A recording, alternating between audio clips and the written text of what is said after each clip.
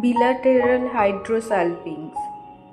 হাইড্রোসালপিংস হলো এমন একটি অবস্থা যা মহিলাদের প্রজনন ব্যবস্থাকে প্রভাবিত করে।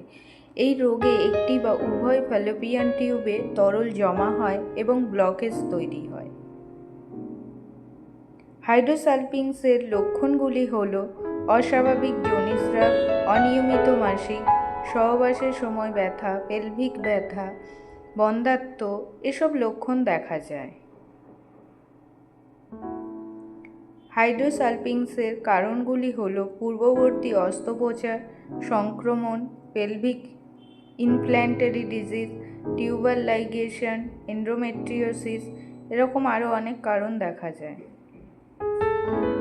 এ সংক্রান্ত সমস্যার জন্য আপনারা আসতে পারেন আমাদের দ্য হোম ফার্টিলিটি ট্রিটমেন্টে। এখানে ন্যাচারাল ট্রিটমেন্টের মাধ্যমে কোনো রকম ওষুধ ইঞ্জেকশন ছাড়াই 3 থেকে 6 মাসের মধ্যে আপনি আপনার সমস্যার সমাধান পাবেন।